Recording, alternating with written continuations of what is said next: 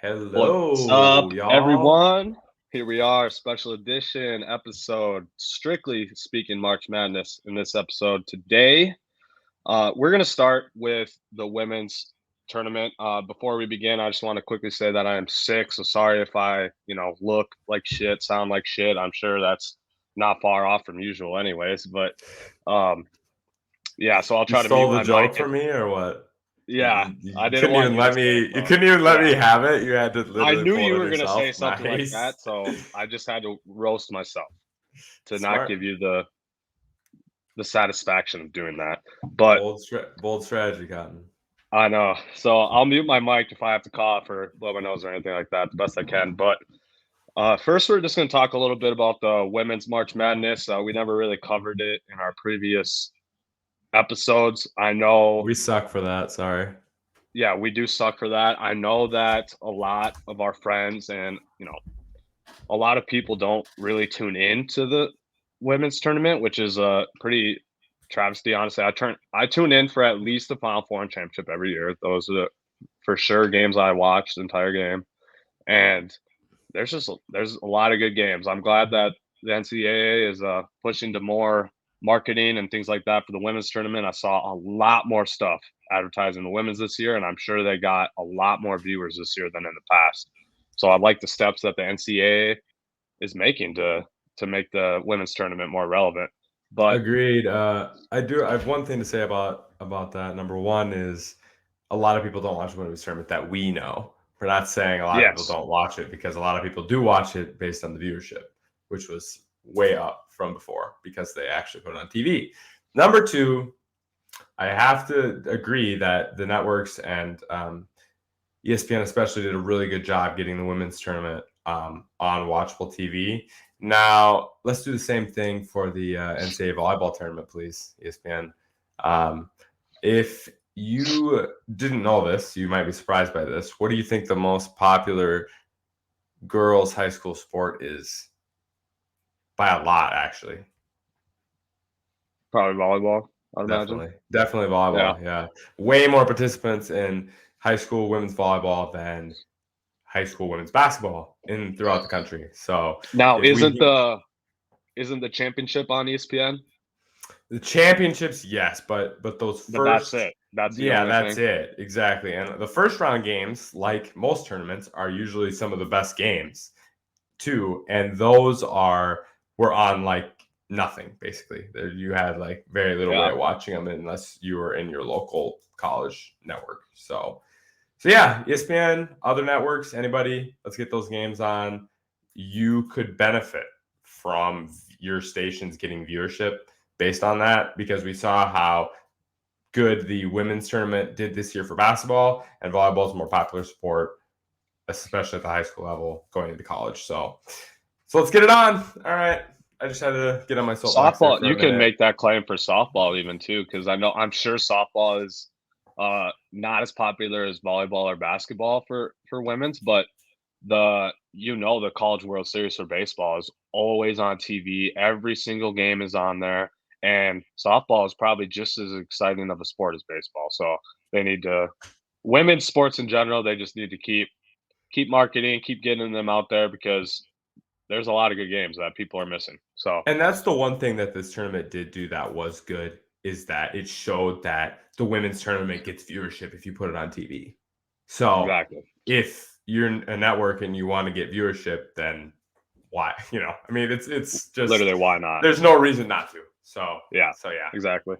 But so the women's championship, the usually the one seeds make the final four. There's not a ton of upsets. It's usually ones and twos that are in the final four. This year we did see some low seeds make little runs. Shout out to my mom's alma mater, University of South Dakota, USD. They made a run to the Sweet 16 before losing as a 10 seed, so that's really good. And then also Creighton, also a 10 seed, and they made the Elite Eight this year before losing to the eventual champion South Carolina. So great runs by those two programs, and insane respect for making run in the women's tournament, which is not common. So And good runs USD, by those let's two teams. go. Let's go. Right, That's two that's some smaller, close to home stuff for us. So let's yep, get it. close to home, smaller. smaller market team. So that's always great to see there. The next game I want to talk about though is the Elite Eight game, UConn versus NC State, 91-87 in double overtime. This game was absolutely insane to anyone that tuned in. I watched the second half and the overtimes. I didn't get to watch the first half, but that game was arguably the best game in the tournament from men's or women's side. Spinny, did you tune in and watch that one?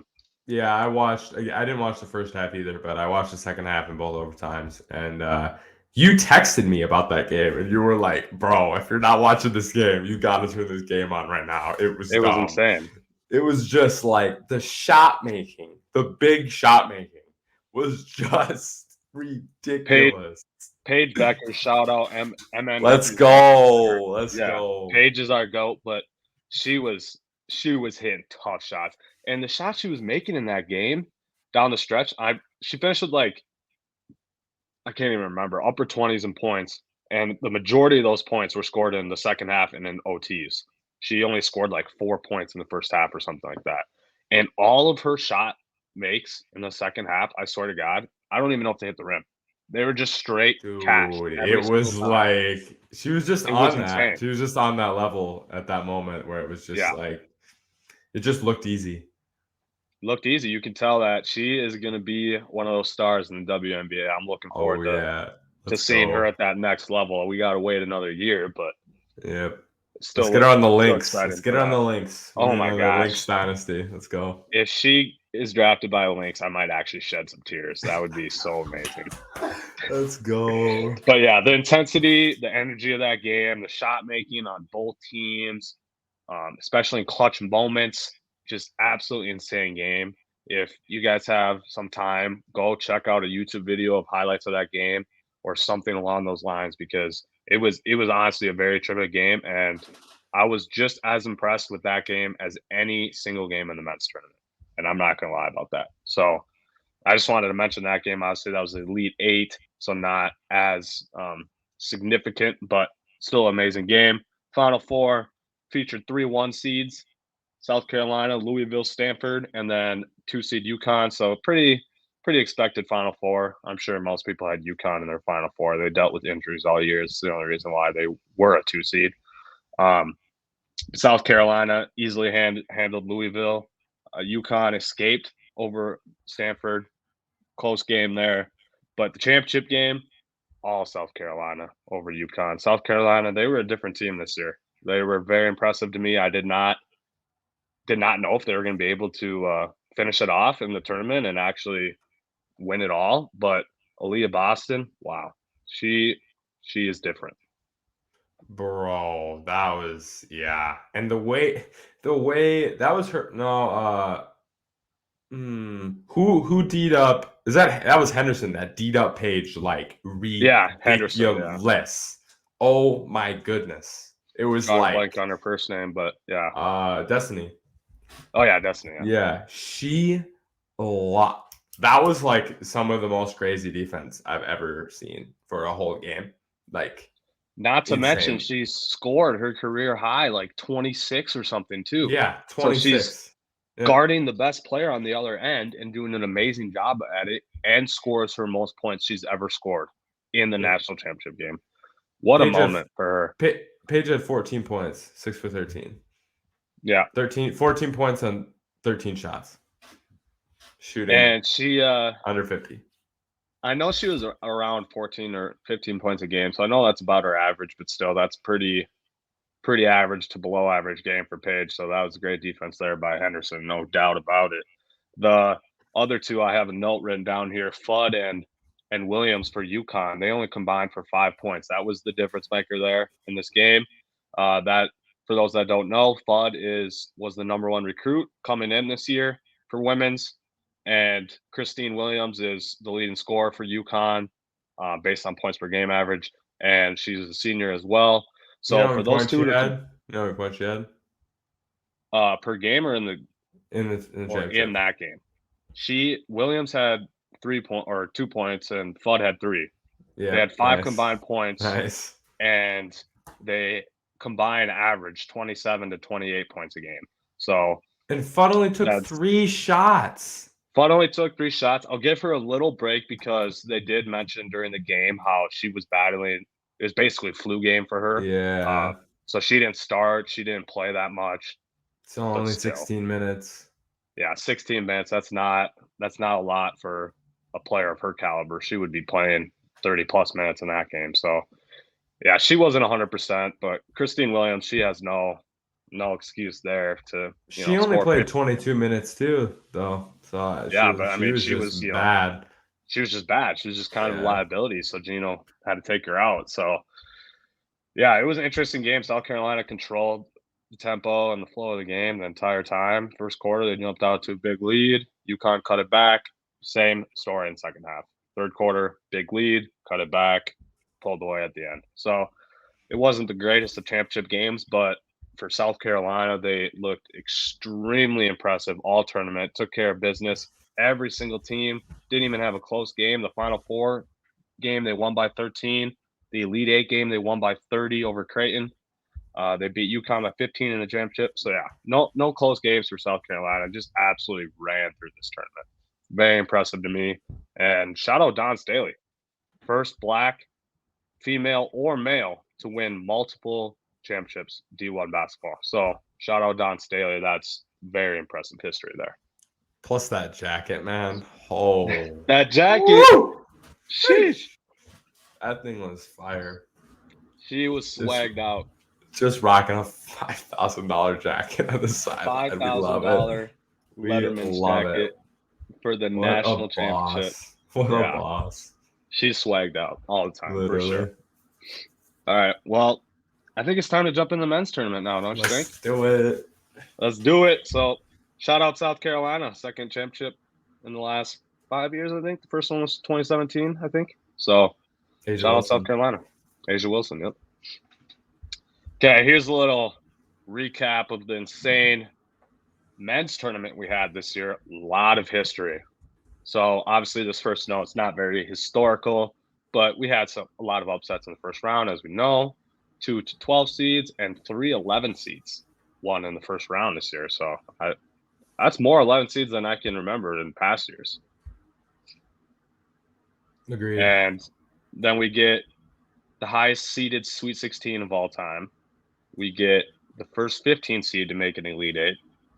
In the Final Four, that is the most combined titles a Final Four has had between, obviously, Nova, Duke, Kansas, and North Carolina. Really? Most combined titles?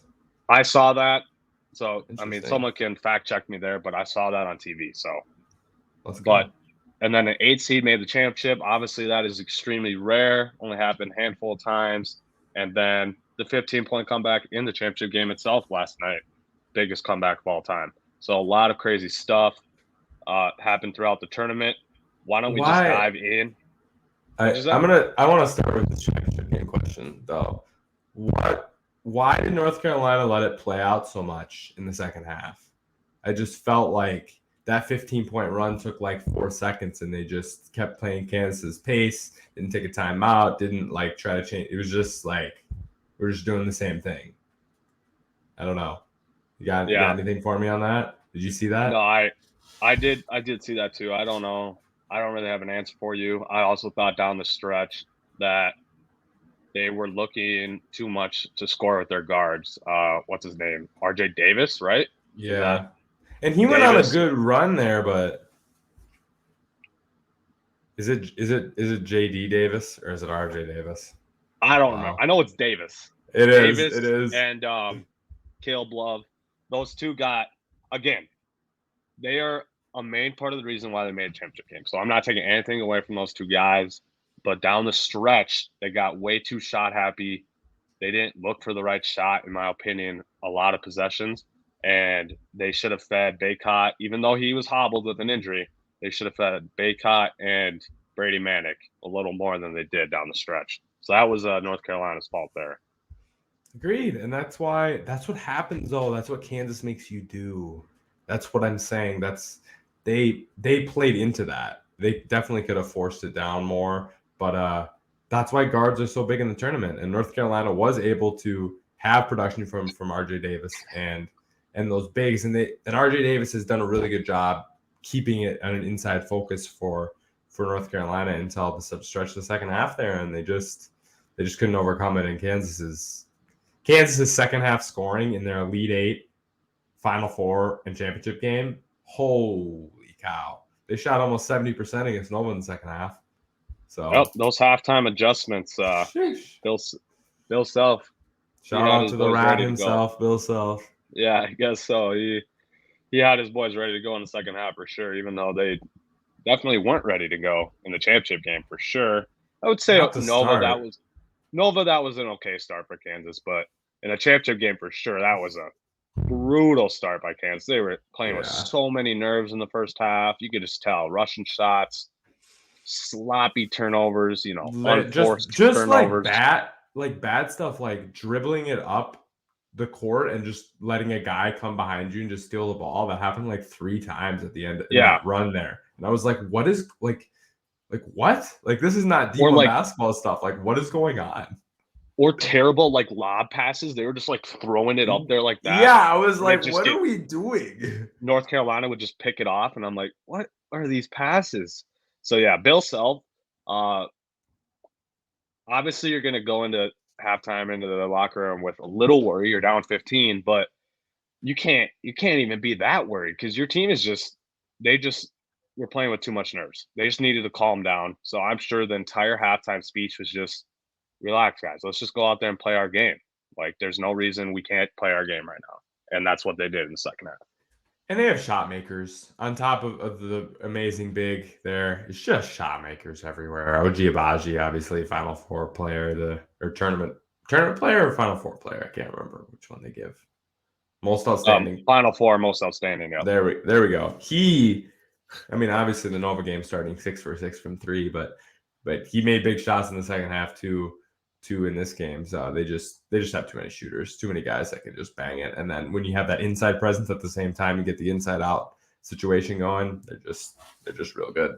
There's a reason they're winners. As much as I do also despise them. Yeah, it's tough. I didn't really care who won. I just was happy that my two teams. If you tuned in last week's episode, you heard our bet. I was hoping you're gonna forget about this, honestly. He picked Nova and Duke. I picked UNC and Kansas. Whoever had the right winner gets to give a punishment to the other person. So we might drop a poll or something to have you guys get involved in this a little bit, but it definitely is going to involve Spinny having to purchase and wear a Kansas shirt in an episode or something. Maybe we make Spinny wear or sing the Kansas school song or something. Oh no, that would be amazing. I think maybe that's just what we should do. No. Look forward to that. Once Spinny gets this Kansas national championship gear purchased, we can roast him and make him. Yep, he just puts his hand over his face. The fact that I have to buy a Kansas national championship shirt makes me want to slit my own throat, if I'm being honest. Okay, you don't have to buy a championship shirt you don't want, but it has to be Kansas basketball shirt. Okay. Maybe I can find a loophole for this, but we'll figure it out. There is no loophole. You lost the bet. That is tough. That is tough for me. Do you have any other comments about the championship game? I know we were kind of pretty brief with it, but we said what we needed to say. And otherwise, do you have any comments about your Nova game, your Nova Final Four game? I want to give you an opportunity to shout out your team here. It was a great. They did their best. Slater was making shots. Gillespie was doing his really thing. Well. Had a little bit of an off game. Robinson Earl was definitely the best player and the leader coming down the stretch in that second half of that game. But the loss of Justin Moore was obviously gigantic. You saw Brian miss 3 open threes. Archiniakno missed an open 3 or 2. It's just the shooting level wasn't the same without Justin Moore. And the biggest thing was, can we close out on a shooter? Can we please close out on a shooter? It was like, we couldn't. There was no shooter closeout, especially like at the end of the first half. Or not the end of the first half, the beginning of the first half when they were up 9 or 11-0 or whatever, and it was just shooter closeouts. I felt like was tough. Like in the first half, North Carolina really didn't do it either. Kansas was just missing shots, and so it's like I haven't seen a team be able to get contested shots against Kansas, which is surprising because that's what Nova did all tournament. That's what they were good at. They were defensive. That's how they got to where they are. They just couldn't keep up, and obviously Justin Moore, huge loss. But nonetheless, shout out Robinson Earl and or not Robinson. Jeez, shout out Jermaine Samuels and Colin Gillespie. You said Robinson Earl right away, and I just I know I did. Oh my gosh, I'm sorry, Jermaine. Jermaine, you guys play they play such the same. It's hard to Robinson Earl's not good. Robinson Earl's not good enough to lead his team to a Final Four. No, he's not. Samuels is, so good credit there. I just want to give a shout out to those guys and Jay Wright for getting to the Final Four. I did not expect that. The shot making was great. Caleb Daniels, who I haven't even mentioned, he balled out pretty good. He made contested shots all tournament, and even in this game, it was like those pull-up mid-range, just contested, just bang city for him. So, yeah, shout out that team. Loved watching them. Tough loss there, but Kansas is obviously really good. So, yeah, that game kind of proved to me that Kansas was definitely the best team in the country. They just looked way better than Nova, and Nova is an amazing team. So when Kansas looked that much better than them at that stage of the tournament, that just solidified that Kansas was going to win. To me, obviously, the game last night was amazing. UNC up 15.5, so they probably should have won. And if Baycott wasn't hurt, they probably could have won. But yeah, Kansas was the best team all tournament, and they got it done. They got it done. First championship for Bill Self since 2008. So I guess that technically means that Kentucky is now the worst blue blood. So that's depressing for me to say. Kentucky's not even as good as Nova. It's tough. Stop it. Stop it. Three Final Fours in the last 6 years, sir. When's Kentucky's last championship? I forget. Last one or last made? Last won. Last winner. Last winning championship was 2012. Yeah. Mm-hmm. So 10 years ago. Yeah. It's nice having 2 championships since then, That's yeah. Nice. So yeah, we're down bad over here. We are the worst blue blood, and now we even have non-blue bloods of Villanova even apparently being better than us. So yeah, it's hot take random question: is Cal on the hot seat? Is there a hot seat level? Okay, hot seat level. It's probably lukewarm right now. It's okay. But there's a little temperature going on. There's a little temp. I would say I had this conversation yesterday with a couple buddies. I would give him 3 more years.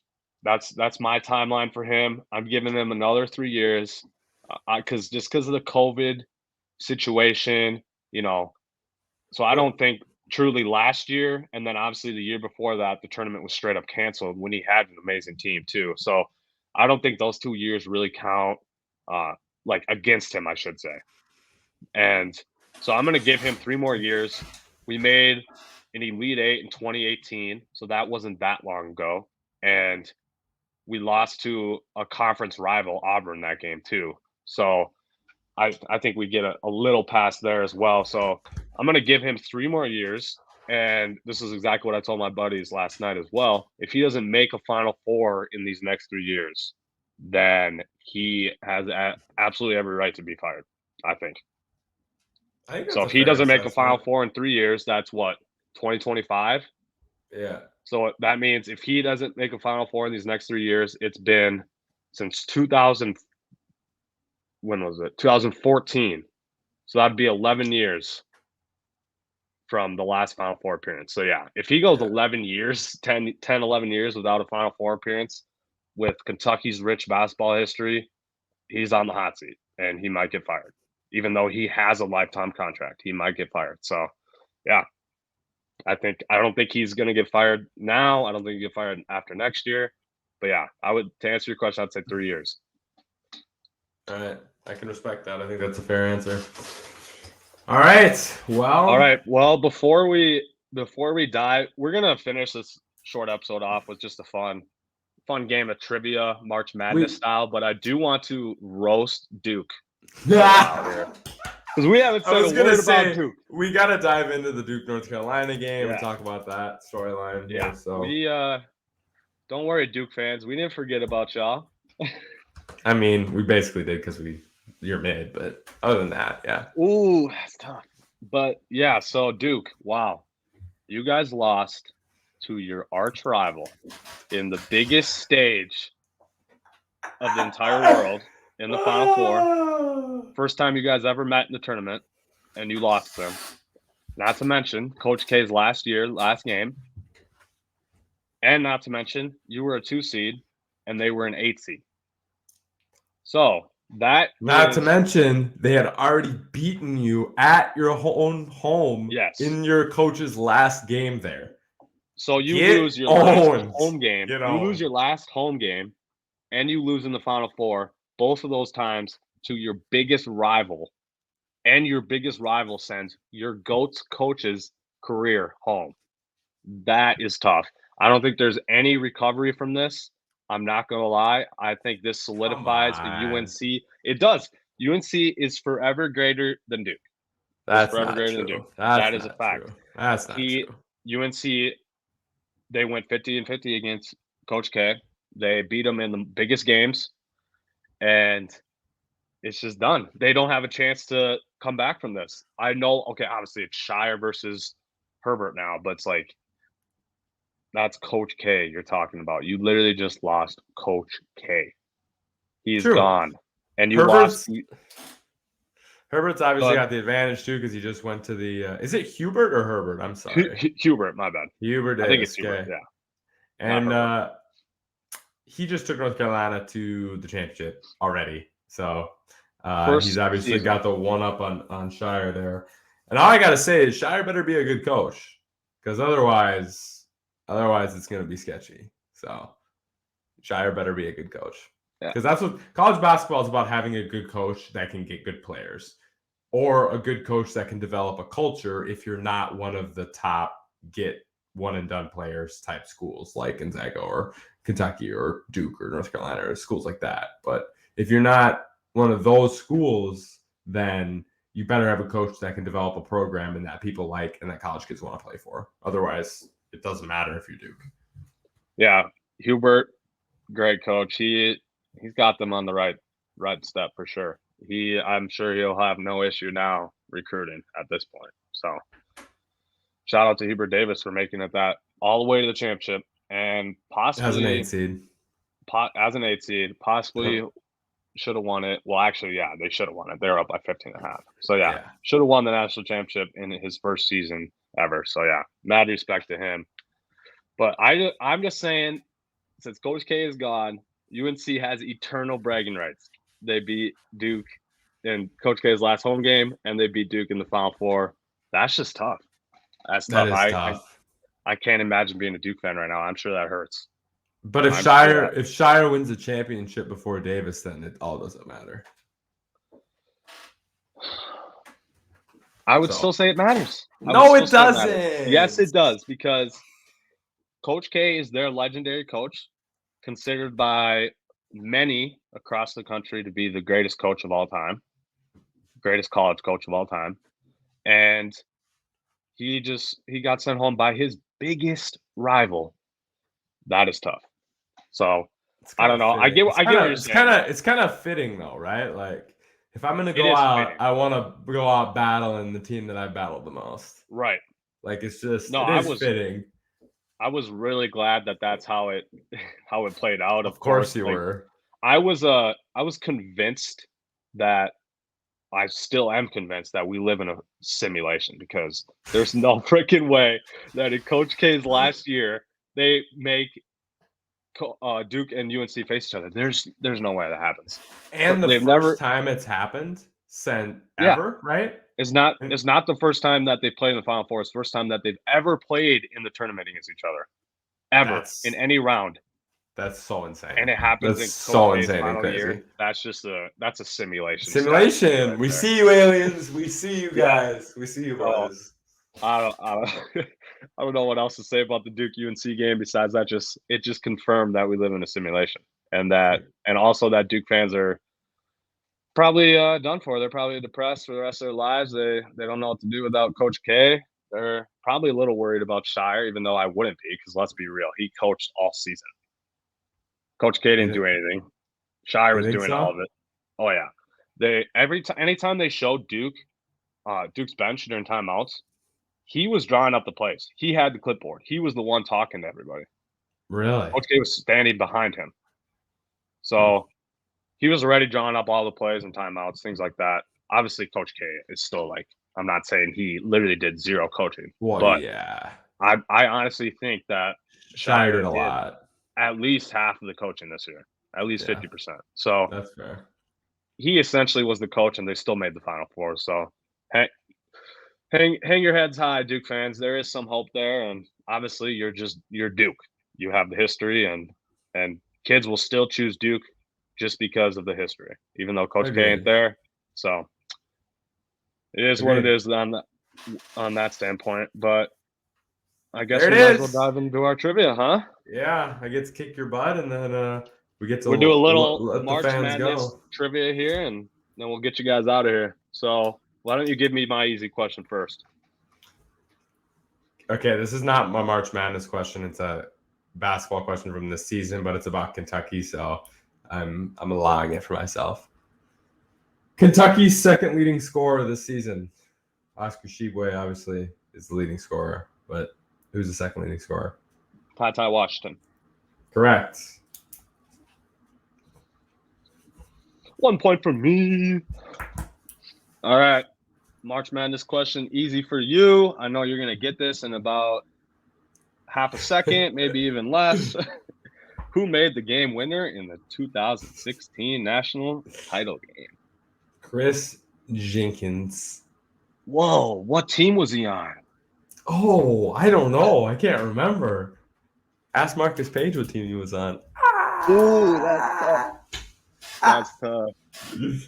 Or ask our buddies like Derek and Vike what team he was on too. Yeah, it's tough. Derek still hasn't watched it again, so it's tough for him. All right, obviously the only game-winning shot in title game history, Chris Jenkins, Nova over North Carolina. I'm sure everyone remembers that. Agreed. All right, medium question. Where does John Calipari rank in all-time tournament wins? You're just looking for like a fifth, fourth. Yep. That's all you're looking for? Yep. All-time tournament wins. There's no way he's top 5. I really don't think there's no way he's top 5. I'm gonna say 8th. 8th. Yep. What was it? 7th. Oh, that was my guess. That was a good guess. I thought you were gonna get it honestly when you said not top 5. Well, I knew there's no way it could be top 5. Let's be real. He has one title. Like, there's no way. That was a good question. Okay, last non-1 or 2 seed to win the title.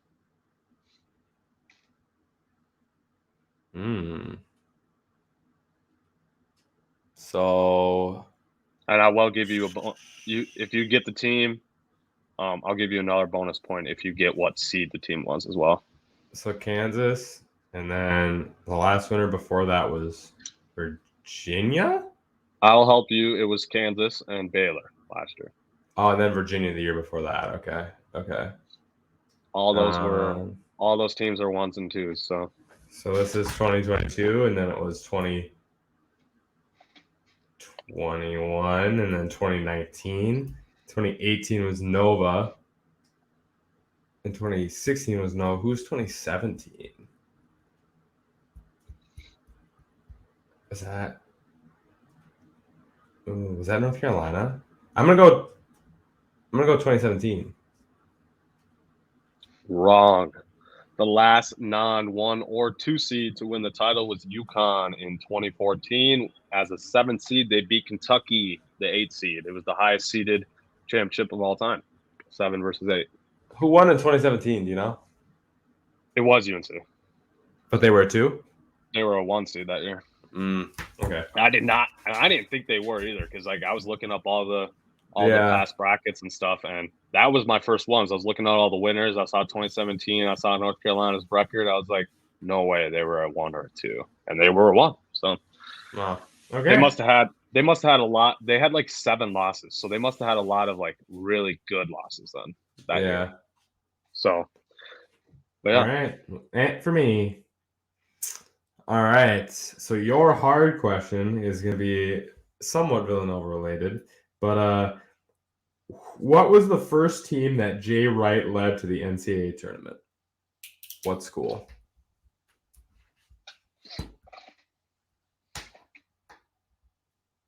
No way I get this. I don't know any Jay Wright history. It's not. I'm assuming it's a smaller school than Villanova, right? Yeah. Is there any chance I get this? Probably not. It's like it's not a known school. I mean, you're gonna know them when I say their name, but it's not like common. Is it an East Coast team though? Yeah. Let's just throw out Boston College. I literally have no idea, so I'll just throw out Boston College. Hofstra. He coached at Hofstra, huh? Yep. Two NCAA tournament appearances for him at Hofstra. Really? Yep. I would have never guessed Hofstra, like you said, but I definitely have heard of it. So respect Jay Wright for bringing them to the tournament, I guess. All right, last question. I gave you 2 hard questions here, so I got to decide which one I want to give you. Okay. I'll give you this one because I think it's a little easier. How many combined titles do the Blue Bloods have? This year, this is my only hint. This year was the 83rd national tournament. So we're going Kansas, Kentucky, North Carolina, Duke, and Kentucky. The 4 OG Blue Bloods. How many combined titles out of 83 tournaments do they have? Okay, so Roy had 2, and I think Dean Smith had, at least 2, right? At least 2. We're gonna go 3. So we're gonna say 5 from North Carolina. Coach K's got 5. I don't think Duke had a national title before that. Maybe they did, but I don't think so. So we're gonna go 10. Bill Self has 2. Kansas had at least 1 with Roy before that. So we're gonna go 4. So we're gonna go 14, and then Kentucky. Cal has 1. I think Kentucky. 83 total. We're going to go 18. 18? The answer is 23. 23 titles combined. Duke had some titles before Coach K. They had 1 or 2. Kentucky had Adolph Rupp. Obviously, he won 3 or 4. And then in the 90s, Tubby won 1, and so did Pitino when he was at Kentucky too. So Kentucky has 8 titles total, and I couldn't tell you the rest off the top of my head, but 23 total out of 83. I feel like that's a lot. Yeah, that is a lot. That's like a quarter of them. Yep. I'm going to give you before we close here, I'm going to give you my other hard question because why not? From 1964 to 1973, UCLA won 9 out of 10 titles. Who won the other one? Isn't that actually insane, though? Let's pause for a second. They won 9 out of 10 years. Yeah, John Wooden's an absolute freak of a coach. Just the most insane stat ever. Yeah. You're not gonna get this, but I'm not. So it's a school I've never heard of. No, it's a school you've heard of. You give me a coast? I don't. Let me look it up. I guess I couldn't even tell you. I'm trying to think what it. I just want East, West, Midwest. I would say more west. It's south. Ooh. Okay. That Mm, gives you a little better hint. Oklahoma State. Nope, UTEP. UTEP. Literally, I was UTEP in won the it right all. area, I guess. Don UTEP. Haskins led Texas El UTEP. Paso. Let's get Only it. one in that 10-year stretch to dethrone UCLA. So yeah. Well, hard-headed fans, that's what we got for you for I don't think did we tie? Yeah, we gotta come up with a tiebreaker. We'll come up with a tiebreaker tiebreaker plan so we before. can not tie every Yeah. time because we suck. So before our real episode this week, which we are recording tomorrow night, obviously we'll have another battle of trivia in that. So we'll get a tiebreaker situation figured out for that, and we'll do that going forward since Spinny and I apparently love tying against each other. So make our questions too hard. Yeah, that's true. We do make our questions too hard. But yeah, that is it. That's it for our March Madness special here. Hope you guys enjoyed it. Hope you guys enjoyed the men and women's tournament as much as Spinny and I did. I'm sure you did, because men's tournament this year was absolutely insane. And like we mentioned at the beginning of this episode, the women's tournament had a ton of games and possibly the best game. So agreed. It was an amazing March as always. And yeah, we'll see you guys tomorrow on our episode 9, where we're going to dive into the MLB. It's going to be strictly MLB preview episode, and with opening day coming Thursday. So peace and love, everyone. Peace and love, peace fellas, and love. And we will see you tomorrow. That is hard-headed.